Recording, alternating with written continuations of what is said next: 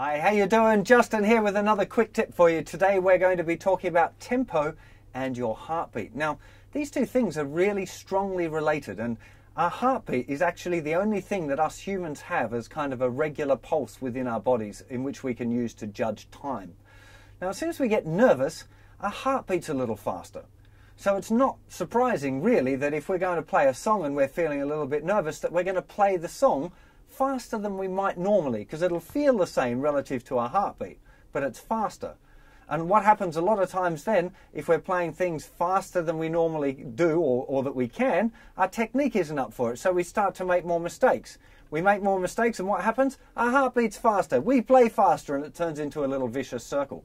I've seen this loads and loads of times as a teacher in my little teaching studio. If people come in there a little bit nervous and asking to play a song, they play it too fast and then they can't play it right and they're upset about it. But it's really natural for you to play things faster when you're nervous. I'm sure you heard about people like have a car accident or something and they say everything's slowed down. And the reason for that is because their heart's beating really, really fast when it goes into, panic mode.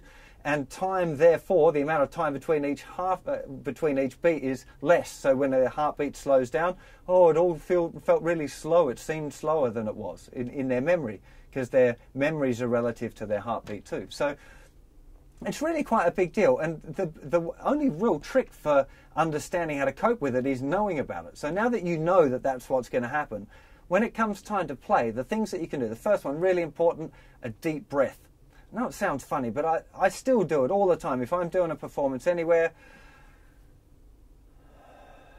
deep breath, hold it for a second and then slowly exhale, and it removes that fight or flight thing, because when we get nervous and stuff, as well as the heart beating faster, we tend to breathe shallower and faster as well.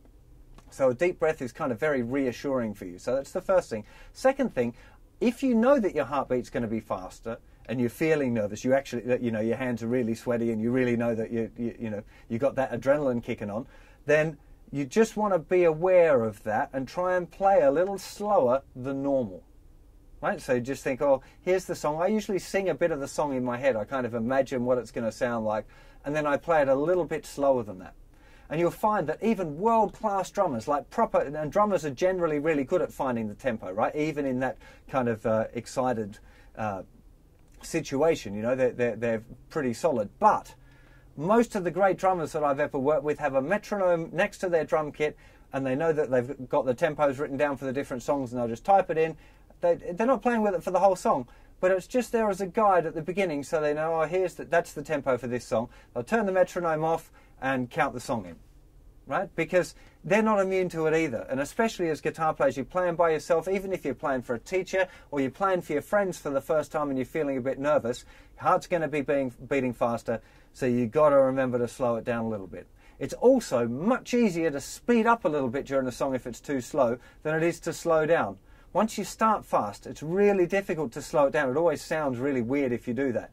Whereas if you start a little bit slow and you know it's a bit slow and you think, oh, I've got to pick it up a bit, when you get to the chorus, you could lift the tempo up, back to what you think it should be and you'll be fine. So it's easier to speed it up than to slow it down. So definitely starting a little slower than you think is going to be a really good idea. And it's all just to do with our old ticker, eh?